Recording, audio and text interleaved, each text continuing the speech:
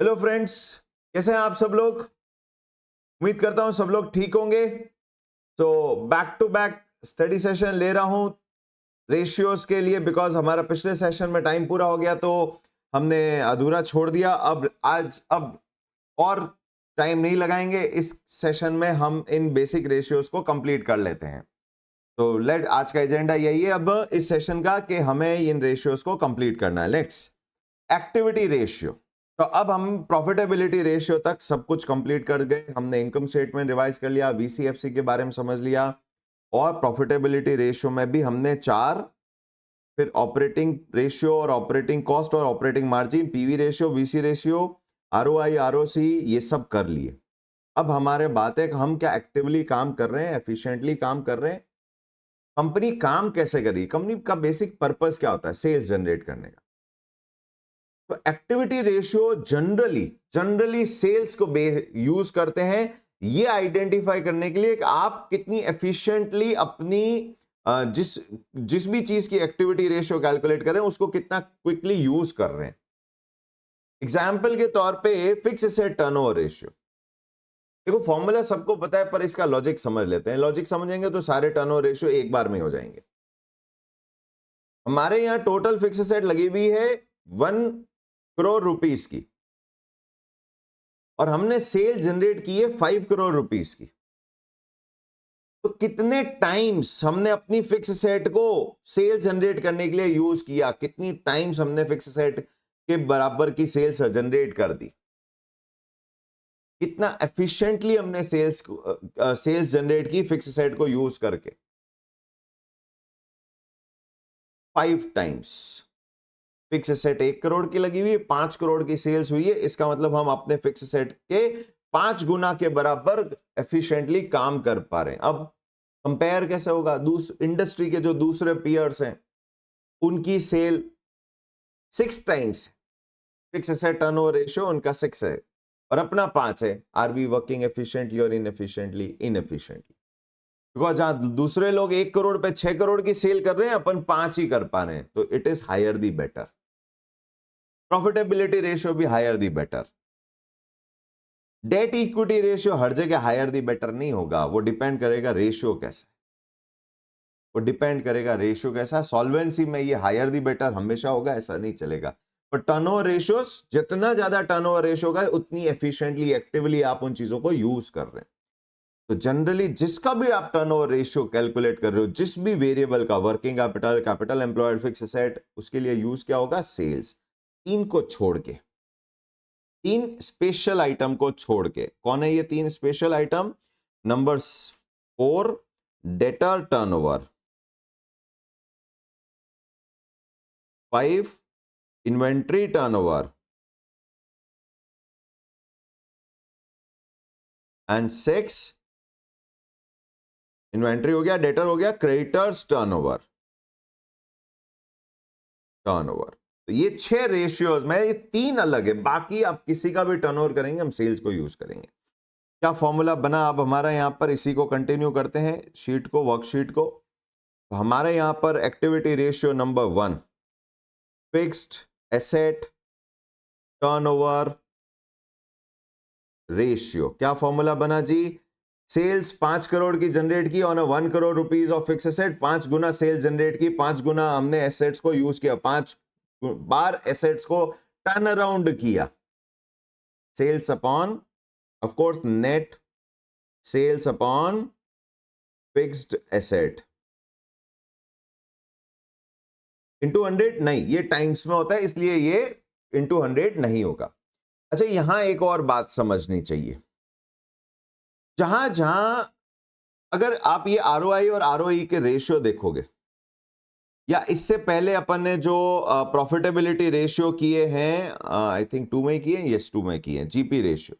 GP ratio में दोनों number trading से आए हैं, दोनों फॉर द ईयर है। GP for the year, sales for the year. NP ratio for the year, net profit for the year, net sales. तो वहां कुछ प्रॉब्लम नहीं थी, दोनों नंबर एनुअल 365 दिन के, ऊपर वाला भी नीचे वाला भी, न्यूमरेटर भी और डिनोमिनेटर भी। ऑपरेटिंग मार्जिन में भी ये की ये बात है, दोनों नंबर ट्रेडिंग पी एंडल के, जहां दोनों नंबर ट्रेडिंग पी एंडल के हैं, चाहे वो पीवी रेशियो है, वहां कोई प्रॉब्लम नहीं है। प्रॉब्लम कहां से शुरू हुई? प्रॉब्लम शुरू हुई हमारे ये आरओआई और आरओई। आरओआई का फॉर्मूला था ईबीआईटी अपॉन कैपिटल एम्प्लॉयड कह लो या टोटल इन्वेस्टमेंट कह लो। एक नंबर न्यूमरेटर है for the year, trading PNL से आ रहा है, इनकम स्टेटमेंट से आ रहा है। नीचे वाला number capital employed balance sheet से आ रहा है। तो फॉर द ईयर तो 365 दिन का है, उसमें प्रॉब्लम नहीं। प्रॉब्लम है कैपिटल एम्प्लॉयड, नीचे वाला बैलेंस शीट वाले फिगर में। बैलेंस शीट वाला ये जो फिगर है कैपिटल एम्प्लॉयड, ये ओपनिंग वाला लेना है या क्लोजिंग वाला लेना है? चेंज क्यों हो जाएगा? चेंज, नए शेयर इशू हो गए, डिविडेंड पे हो गया, रिजर्व्स कम हो जाएंगे, प्रेफरेंस इशू हो गया, डेट रिडीम हो गया, डेट नया इशू कर दिया। Capital employed over a period for the पूरे साल भर में ट्रांजेक्शन होने के कारण चेंज हो जाएगा। तो ये जो कैपिटल एम्प्लॉयड जो नीचे बेस में बना है वो कौन सा कैपिटल एम्प्लॉयड है? Opening, closing. तो जनरली ना ओपनिंग लेते हैं ना क्लोजिंग ले लेते हैं, क्या कर देते हैं एवरेज यूज कर लेते हैं। यानी ओपनिंग बैलेंस शीट के figure plus closing balance sheet के फिगर को टोटल मार के डिवाइड बाय 2 कर देंगे। ईबीआईटी को नहीं करना, ईबीआईटी तो पूरे साल का है, उसको क्या एवरेज करोगे? सेम चीज with the equity share holder fund, वहां पर भी हम एवरेज आउट कर देंगे, ओपनिंग और क्लोजिंग ऐड करके डिवाइड बाय 2 कर देंगे। तो यहां जब फिक्स से टर्नओवर रेशियो है, यहां पर भी एक ही प्रॉब्लम है। एक फिगर ट्रेडिंग पीएनएल से आ रहा है या इनकम स्टेटमेंट से आ रहा है, जबकि दूसरा फिगर बैलेंस शीट का है। तो ये फिक्स एसेट कौन सी? पहले तो है ये net fix asset. What do you mean by net fix asset? Gross fix asset में से एक्यूमुलेटेड डेप्रिसिएशन अगर है तो माइनस करके जो नेट फिगर बाहर आता है कॉलम में बैलेंस शीट के, वो। पर वो भी कौन सा?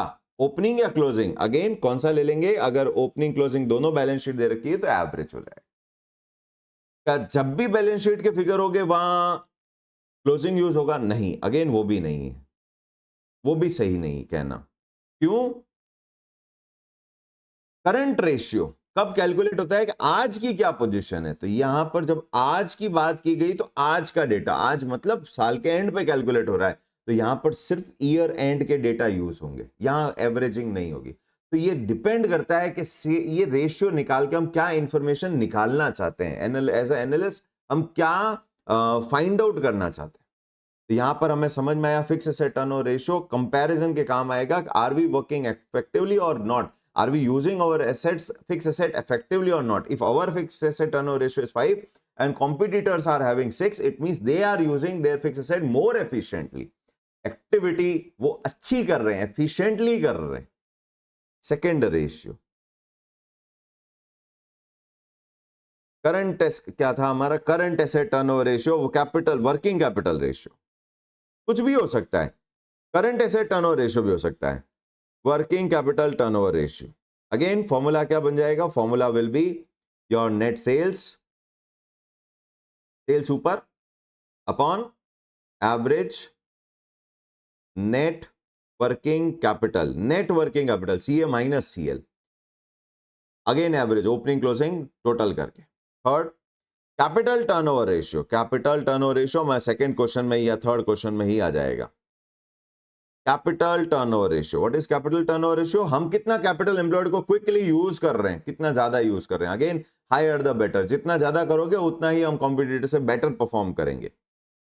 Net sales upon average capital employed, सारे टाइम्स में इनटू 100 नहीं होगा। फोर्थ, यहां से शुरुआत हुई जी। डेटर या रिसीवेबल, इनफैक्ट डेटर नहीं रिसीवेबल्स बोलना चाहिए। अब हम बहुत स्पेसिफिक बात करते हैं। रिसीवेबल्स टर्नओवर रेशियो, एक तो रिसीवेबल्स और डेटर्स में फर्क पड़ता है क्या? बिल्कुल होता है जी, बिल्कुल होता है। Receivables include your trade debtors plus क्या चीज? बिल्स रिसीवेबल्स, जो आपको डेटर से मिले हैं, तो वो भी डेटर ही है, रिप्रेजेंट, वो डेटर को रिप्रेजेंट करे, नेगोशिएबल इंस्ट्रूमेंट है। और पेबल्स में क्या इंक्लूड हो जाते हैं? It is a trade payables plus जो आपने बिल्स इशू किए, बिल्स पेबल, वो इंक्लूड होते हैं। इसलिए इसको रिसीवेबल टर्नओवर बोलते हैं रेदर देन डेटर टर्नओवर। क्या फॉर्मूला होगा इस बार? नेट सेल्स नहीं, इस बार नहीं नेट सेल्स। क्यों? क्या ऐसा खास हो गया? नेट सेल्स में एक ऐसा सेल्स भी है जिसका डेटा रिसीवेबल से कोई लेना देना ही नहीं है, कैश सेल्स।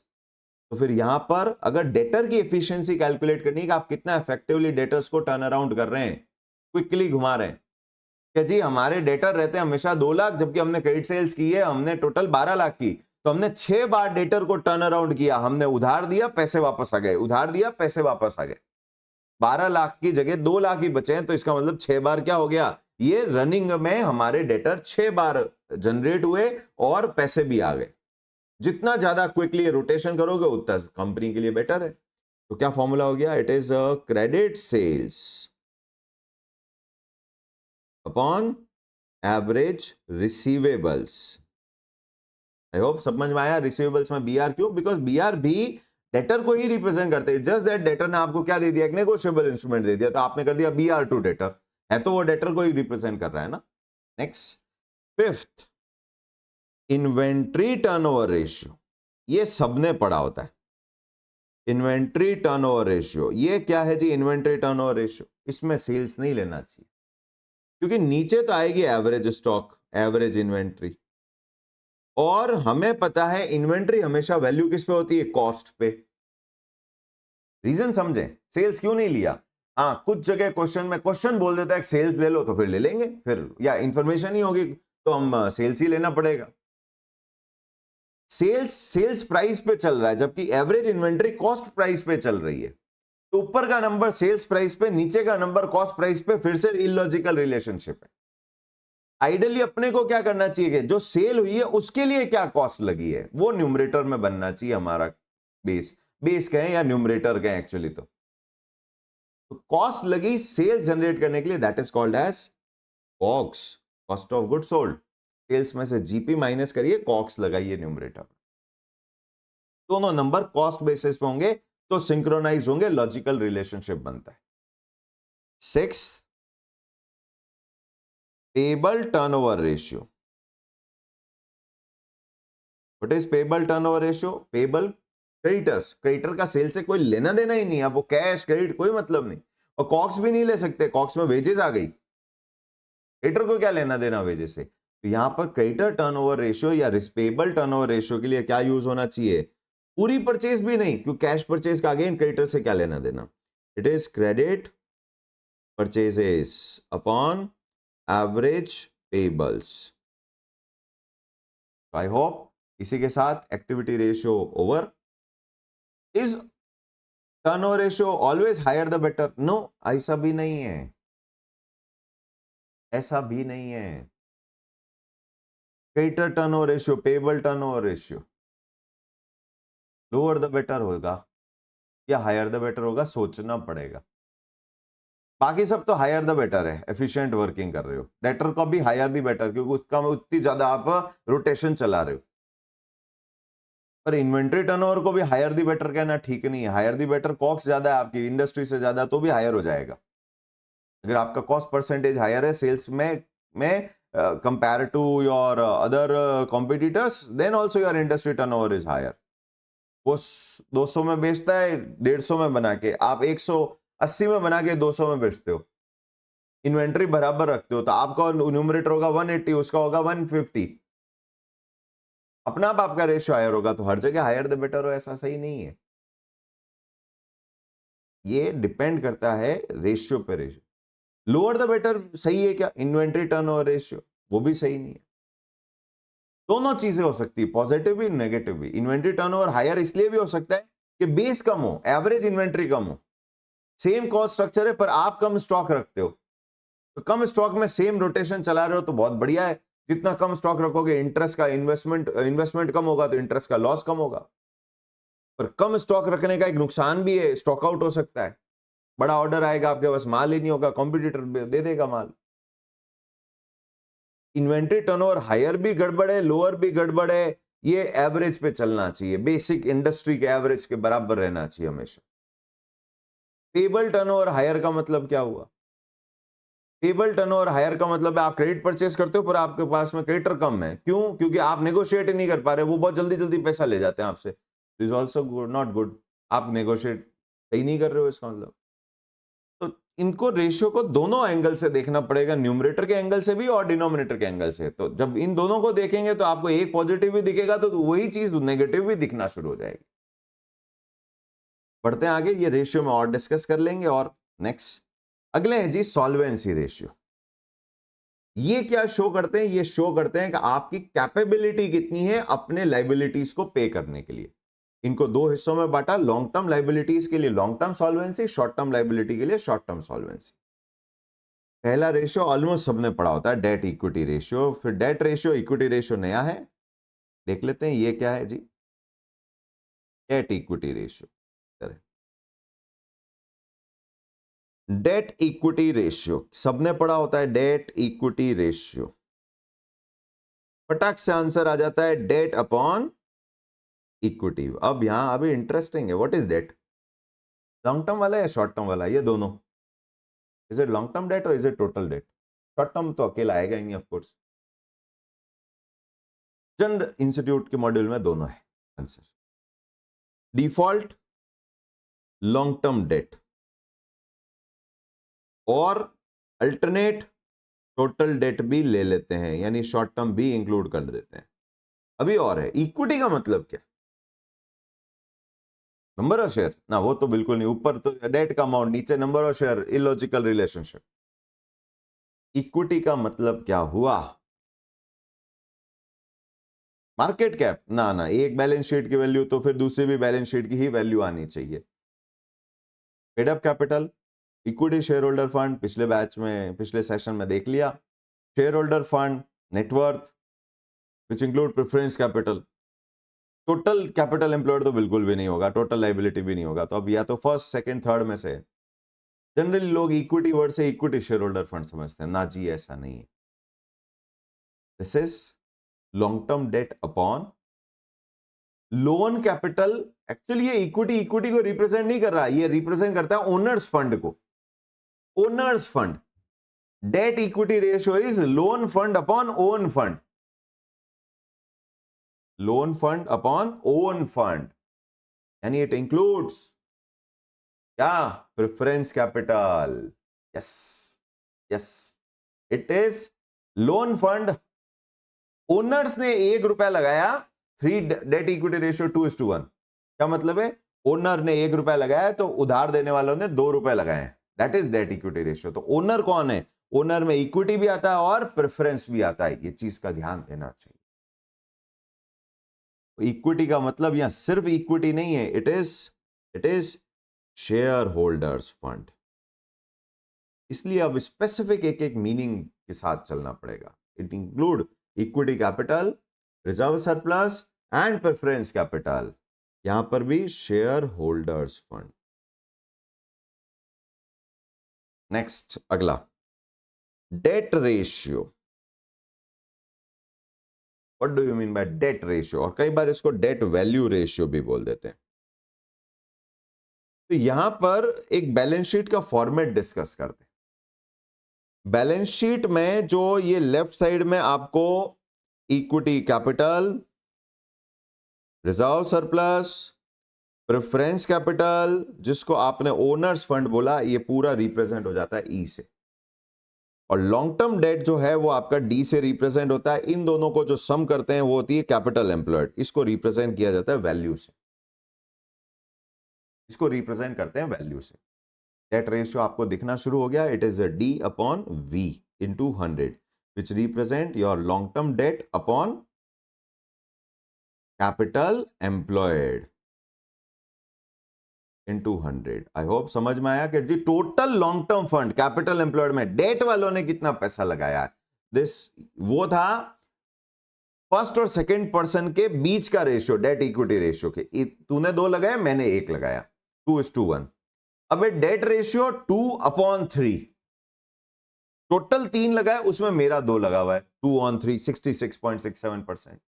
वो था 200% डेट इक्विटी रेशियो, ये आएगा 66। मीनिंग एक ही है पर अलग अलग तरीके से प्रेजेंट किया हुआ है। नेक्स्ट अगला number, third number, equity ratio. Again equity represent owner's fund, या कई बार इसको इक्विटी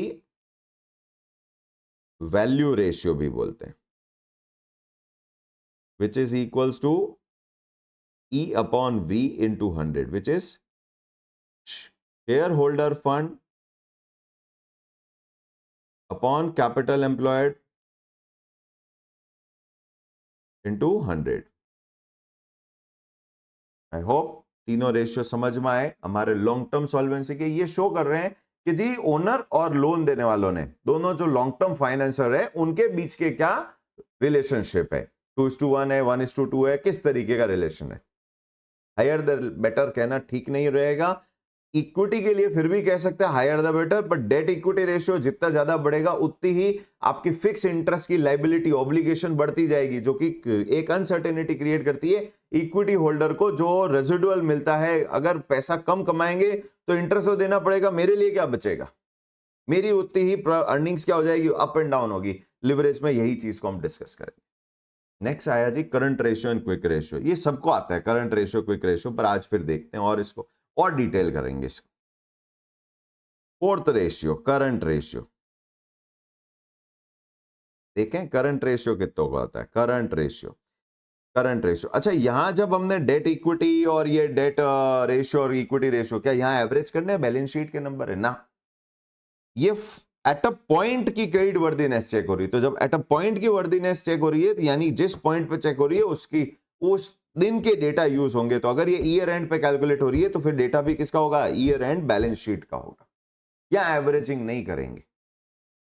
करंट रेशियो, आज कितनी लिक्विडिटी है मेरी, मेरे शॉर्ट टर्म ऑब्लिगेशन को पे करने के लिए, तो फिर डेटा भी किसका यूज होगा, आज का होगा, एवरेजिंग नहीं होगी। यानी यहां क्लोजिंग डेटा यूज होगा। करंट रेशियो सबको पता है कि ये रिप्रेजेंट करता है current assets upon current liability को, which include your debtors, ER, cash, bank, stock and prepaid. Liability में क्या आ जाएगा, short term creditors, PP, outstanding, expense, outstanding and accrued expense, वैसे अलग अलग होते हैं, कभी और डिस्कस करेंगे। एंड बैंक ओडी, ये भी तो आएगा ना, bank OD oblique CC, overdraft और cash credit, short term bank loan को बोलते हैं। शॉर्ट टर्म बैंक लोन के वेराइटी है, क्लास टाइप है। तो ये सबको समझ में आता है। इट्स 3:1 का मतलब क्या है, 1 रुपए की शॉर्ट टर्म लाइबिलिटी के सामने मेरे पास 3 रुपए का करंट एसेट पड़ा है। तो आज अगर पैसे मांगने वाले आएंगे, मेरे पास करंट एसेट है 3 गुना पड़ा है। सेकेंड, क्विक रेशियो, इसको एसिड टेस्ट रेशियो भी बोलते हैं, इसको लिक्विड रेशियो भी बोलते हैं। इट इज क्विक एसेट्स, सबको पता होती है, quick asset is equals to your current asset less stock less prepaid. पता तो सबको है होता क्या है, अपॉन अपॉन बाद में बात करते हैं। क्यों माइनस किया जी स्टॉक और प्रीपेड कि सर वो क्विक नहीं होती, मतलब क्या क्विक का मतलब, करंट एसेट और क्विक एसेट में डिफरेंस क्या है। और एक और टर्म पड़ा है कैश इक्विवेलेंट, वो कैश फ्लो स्टेटमेंट में आता है, कैश एंड कैश इक्विवेलेंट। क्या क्विक एसेट और कैश इक्विवेलेंट सेम है, नहीं, डेटर इंक्लूड हो गए क्विक एसेट्स में, डेटर माइनस ही नहीं किया आपने, बीआर इंक्लूडेड है। तो ये जो 3 टर्म है, current asset, quick asset and cash equivalent, cash equivalent सबसे छोटा होगा, इसमें शॉर्ट टर्म इन्वेस्टमेंट्स भी आ जाएंगे, short term marketable security, numerator. तो करंट एसेट क्या है, बहुत क्लियर डेफिनेशन है शेड्यूल 3 में। शेड्यूल 3 में क्लियर डेफिनेशन लिखी है, current asset represent those assets where we have intention, expectation to realise with in 1 operating cycle. Generally operating cycle 12 महीने होती है, पर ऐसा होता नहीं है। ऑपरेटिंग साइकिल आगे एफएम में भी डिस्कस होगी और अकाउंट्स में भी होगी। 1 ऑपरेटिंग साइकिल यानी कैश से स्टॉक, स्टॉक से डब्ल्यूआईपी, डब्ल्यूआईपी से फिनिश गुड्स, से डेटर और वापस जो कैश आता है उसमें जितना पीरियड लगता है उसको ऑपरेटिंग साइकिल बोलते हैं। ये 12 महीने से कम और 12 महीने से ज्यादा भी हो सकती है। पर उसमें 4 डेफिनेशन है करंट एसेट की, कोई भी एप्लीकेबल है वो करंट एसेट है, विच इज एक्सपेक्टेड और intended to be realized within 1 operating cycle, which is expected to realize within 12 months, एक और है 12 months from balance sheet date, reporting date। इसलिए जो भी 12 महीने के अंदर बिकने वाला है उसको हम करंट एसेट बोलते हैं।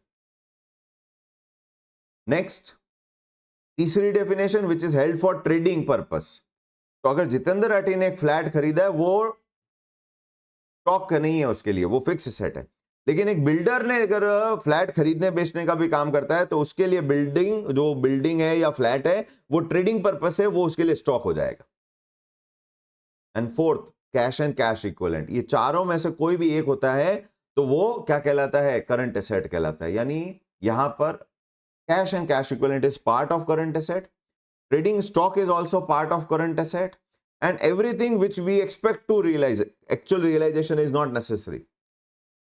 Everything which we expect to realize within 12 months from balance sheet date is also your current asset. But quick asset are those current asset part of current asset which we can quickly convert into cash. We can. क्या stock को आप quickly convert कर सकते हो? Intention है इसलिए current asset है, पर कस्टमर को पकड़ के बुक शॉप में लेके आके नहीं, तू रे को खरीदना पड़ेगा क्योंकि मेरे को क्विकली कन्वर्ट करना है, क्या कस्टमर को फोर्स कर सकते हैं? नहीं। इसलिए स्टॉक को क्विक एसेट नहीं माना जाता। करंट है, इंटेंशन है इसलिए कोई करंट है, पर क्विकली नहीं हो सकता, इसलिए आप फोर्स नहीं कर सकते, इसलिए ये क्या है? आपका क्विक एसेट्स नहीं है। पर डेटर को कैसे फोर्स करोगे? डिस्काउंट दे दो, मोटिवेट करिए उसको, वो करे, अगर उसको डिस्काउंट ऑफर ज्यादा अच्छा लगेगा वो पैसा जल्दी दे देगा। बीआर डिस्काउंट कर लीजिए बैंक के साथ में, मार्केटेबल सिक्योरिटी सेल कर दीजिए। प्रीपेड क्यों नहीं है current asset? Because prepaid generally expenses होते हैं। आपने इंश्योरेंस प्रीमियम भर दिया, 1 साल के लिए कवर ले लिया, उसके बाद 3 महीने के बाद जाके बोल सकते हैं कि प्रीमियम वापस दे दो बचे हुए 9 महीने का? You can not. इसलिए प्रीपेड भी क्विक एसेट्स नहीं है, because they can not be converted into cash and bank. नीचे जनरली टीचर पढ़ा देते हैं जी क्विक लाइबिलिटी की जगह करंट लाइबिलिटी, जबकि है quick liability. What is quick liability? It is current liability minus bank, OD and CC. ये minus होता है। अब बैंक, ओडी और सीसी क्यों माइनस की? दो ही है, तो इसलिए इसको डिस्कस करते हैं बड़े डिटेल से, कि आगे बहुत जगह काम आएगा, रेशियो में भी काम आएगा। बैंक, ओडी और सीसी। मेरे फादर ने, मैं बड़े एग्जांपल अपना ही लेता हूं, 1992 में हमारा घर खरीदा एक टर्म लोन पे, 20 साल के टर्म लोन पे था, जो 2012 में कंप्लीट होना था। मेरी 2006 में जॉब लग गई थी, मैंने थोड़ा अर्न करके 2008 तक लोन रीपे कर दिया था, प्रीपे कर दिया था। तो इफेक्टिवली मेरे घर का लोन 1992 से 2008 तक रहा। ऑलमोस्ट कितने साल? 16-17 साल। 1984 में मेरे फादर ने कैश क्रेडिट भी ली, शॉर्ट टर्म लोन भी लिया था बैंक से अपने बिजनेस के लिए, और कुछ 30,000 का था 84 में। बैंक ने कैश क्रेडिट या ओवरड्राफ्ट कह सकते हो उसको। बैंक ने एक एग्रीमेंट होता है, इसमें लीगल एग्रीमेंट ये कहता है कि आपको 1 साल के अंदर वो रीपेमेंट करना है जो आप ओवरड्रॉ करोगे। करंट अकाउंट में पैसा डेटर से आता रहता है, क्रेडिटर को पे होता रहता है, वो रनिंग अकाउंट में चलता रहता है, पर 30,000 से ज्यादा ओवरड्रॉ नहीं कर सकते। वो लिमिट होती है, उसको बोलते हैं लिमिट है, कैश क्रेडिट लिमिट या ओवरड्राफ्ट लिमिट। वैसे दोनों में भी डिफरेंस होता है, पर अभी के लिए ठीक है। अब 1 साल जब कंप्लीट हुआ, 84 जब कंप्लीट हुआ, तो हमारे फादर चले गए बैंक के अंदर। सब कुछ ठीक था, रेगुलर था अकाउंट। बैंक मैनेजर साहब को बोला कि जी आपको तो 30,000 भर दूं आप, और नहीं तो आप एक काम करो, अकाउंट तो अच्छे से चल रहा है, इंटरेस्ट भी पे हो रहा है टाइमली, पैसा आ रहा है जा रहा है, क्या इसको आप रिन्यू कर सकते हो क्या? बैंक मैनेजर इज विलिंग, उसका तो काम ही है लोन देना, और जब वो देखता है कस्टमर सही है तो फिर क्यों नहीं देगा। फिर हमारे फादर ने कहा जी 30 की 40,000 कर सकते हैं क्या? लिमिट बढ़ा दी। और ये जो रिन्यूअल वाला प्रोसेस था, ये 84 से 2012 तक चलता रहा। 84 से 2012 तक चलता, ऑलमोस्ट 28 साल। 2012 में फादर की डेथ हुई, तब हमने वो सब वाइंड अप कर दी। तब वो लोन भी जो ओडी थी वो 3 लाख की हो चुकी थी, 30, 40, 50 बढ़ते बढ़ते 3 लाख तक पहुंच गई थी, वो भी रीपे कर दी। कौन सा लोन लीगली बैंक, ओडी और सीसी 1 साल का था, टर्म लोन 20 साल का था, तो legally term loan was long for longer period and bank OD and CC were for shorter period. But in substance, effectively, intention wise, which loan was of longer period in substance? Effectively तो हमारा term loan ज्यादा साल चला, 28 साल, जबकि ये तो 18 साल में पूरा हो गया.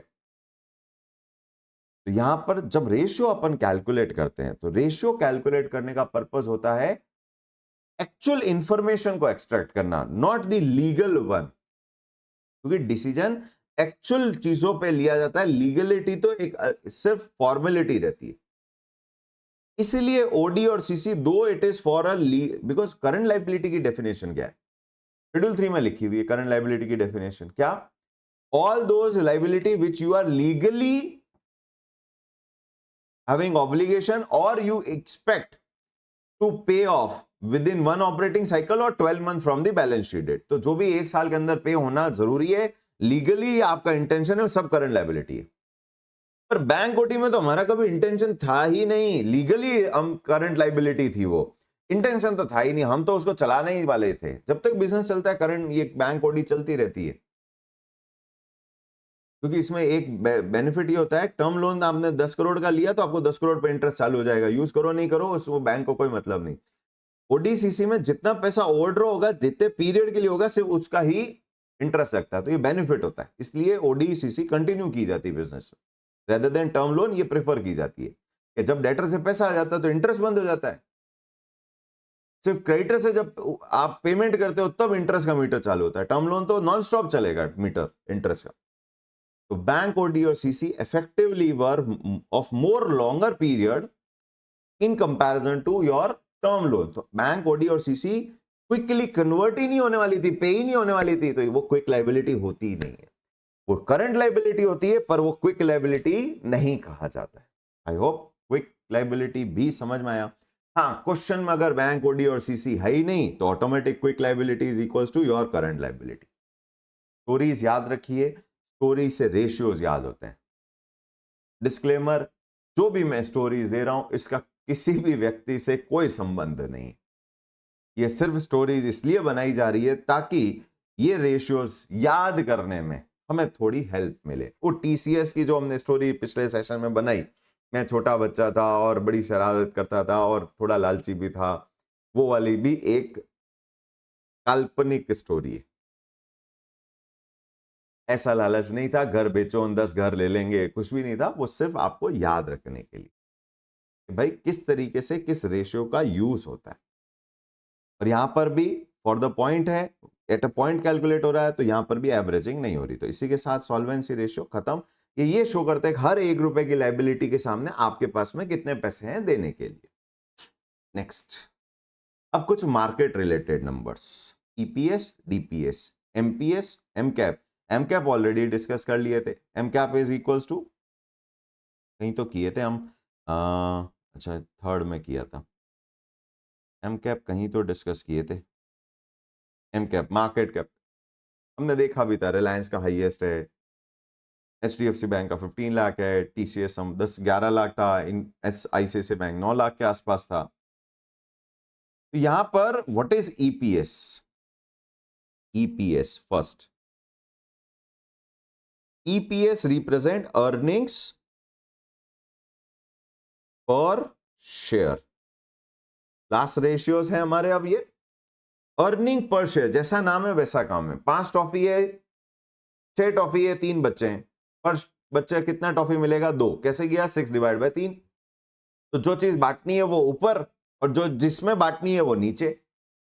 6 टॉफी डिवाइड बाय 3 चिल्ड्रन, तो 2 टॉफी सबकी आ गई. तो वैसे ही अर्निंग पर शेयर, जो टोटल अर्निंग है ऊपर, जितने शेयर है उसमें बांटने हैं वो नीचे. फॉर्मूला क्या बना? अर्निंग्स अवेलेबल, पैट नहीं, पैट में प्रेफरेंस शेयर होते हैं, और प्रेफरेंस शेयर और इक्विटी शेयर का ईपीएस, प्रेफरेंस शेयर को ईपीएस से क्या लेना देना, उनका डिविडेंड फिक्स होता है. Earnings available for equity share holders, ये सिर्फ इक्विटी के पॉइंट ऑफ व्यू से कैलकुलेट होते हैं, क्योंकि प्रेफरेंस को क्या ही लेना देना, अर्निंग बड़ी घटी उसको तो एक फिक्स डिविडेंड मिलता है. Upon number of equity share और यूज किया जाता है आउटस्टैंडिंग वर्ड। आउटस्टैंडिंग का मतलब जो मार्केट में इशूड है, क्योंकि जो मार्केट में इशूड ही नहीं है उसके लिए कोई अर्निंग कैलकुलेट नहीं होती, वो तो कंपनी का ऑथराइज कैपिटल का पार्ट है। Number 2, DPS, EPS, dividend per share,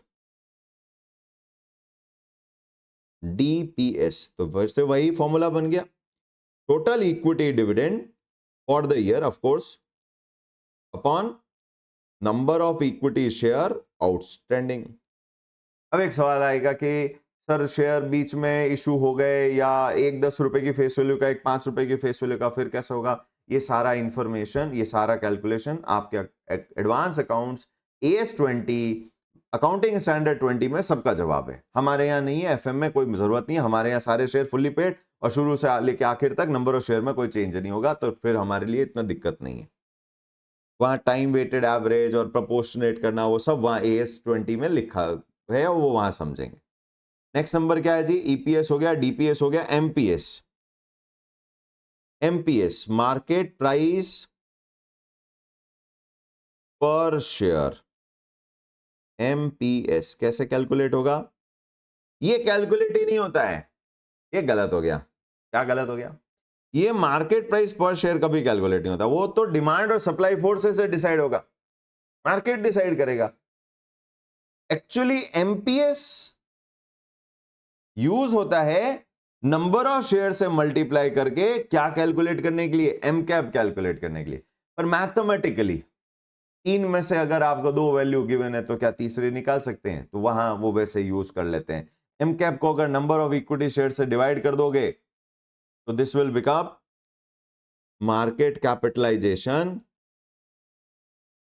market capitalisation divided by number of equity share. Actually MPS ऐसे नहीं निकलता है, एमपीएस निकलता है demand supply forces of your shares in the market. उसको यूज करते हैं एमकैप निकालने के लिए। हाँ, मैथमेटिकली हमने थोड़ा सा घुमा के एमपीएस निकाल दिया।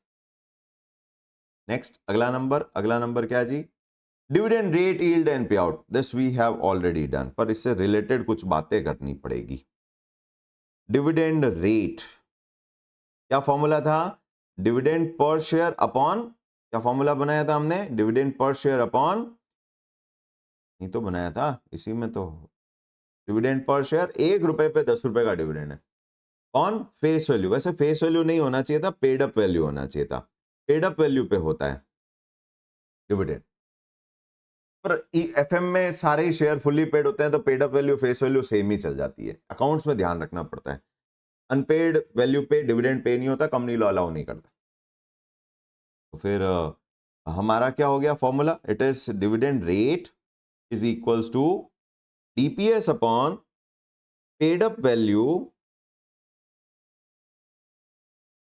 पर शेयर मल्टीप्लाइड बाय 100। अब यहां थोड़ा सा ट्विस्ट, दोनों न्यूमरेटर डिनोमिनेटर को अगर एक कांस्टेंट से मल्टीप्लाई कर दें तो कोई फर्क नहीं पड़ता रेशियो पे।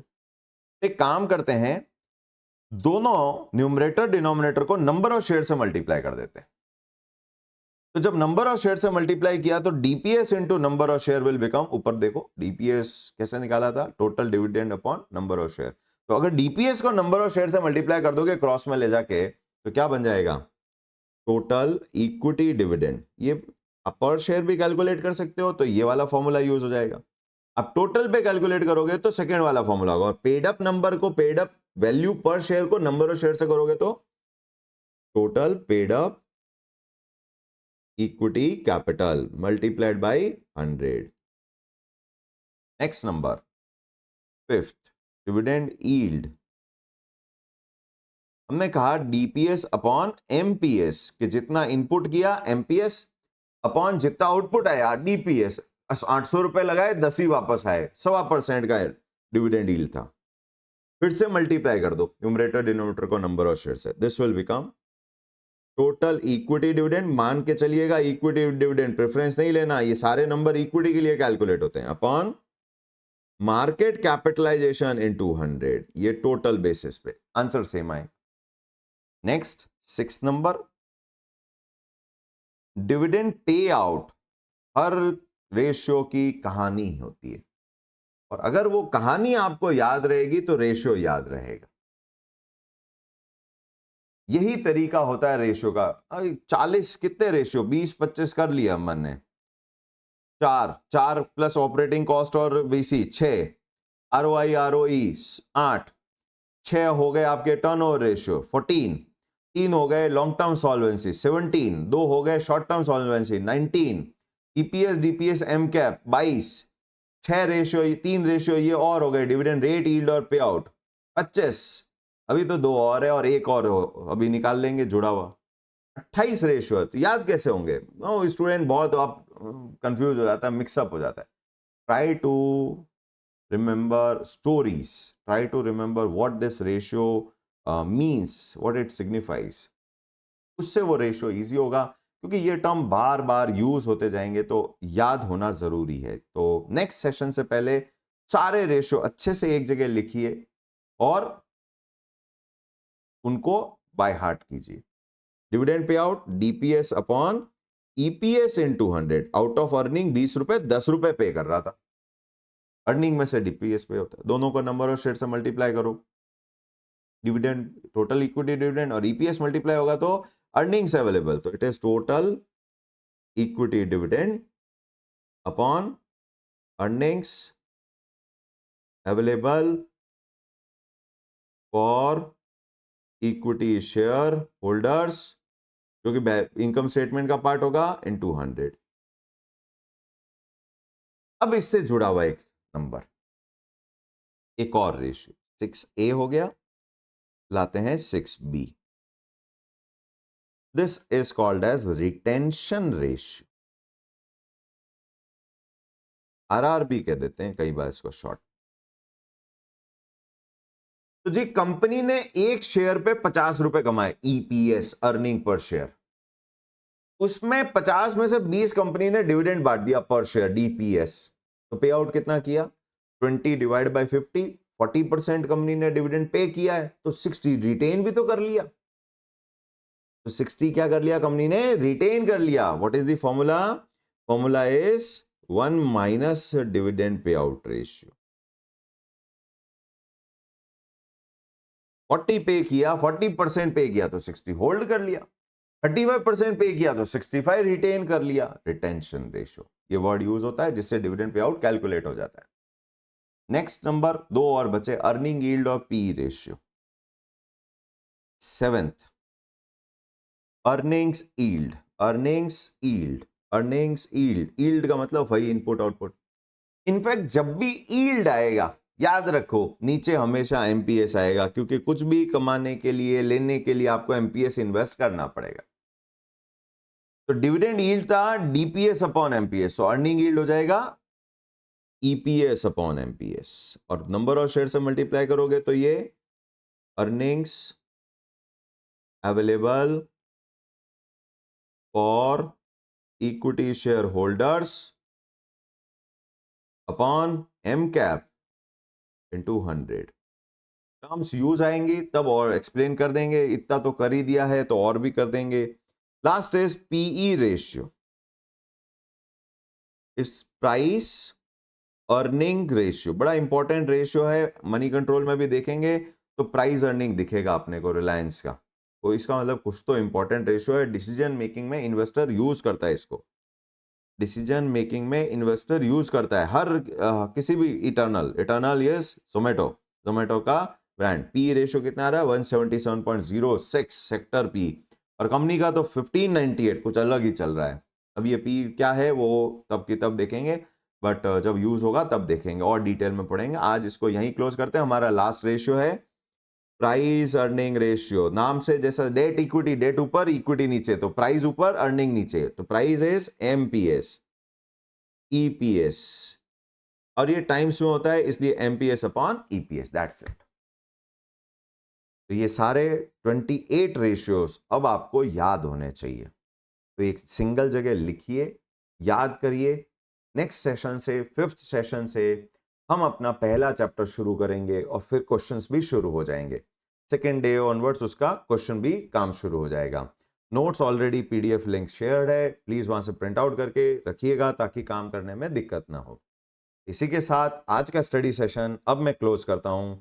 तो होपफुली सबको समझ में आया, एंड अगर कोई डाउट है feel free to connect, and next session में फिर मिलते हैं। Till that take care, thank you so much.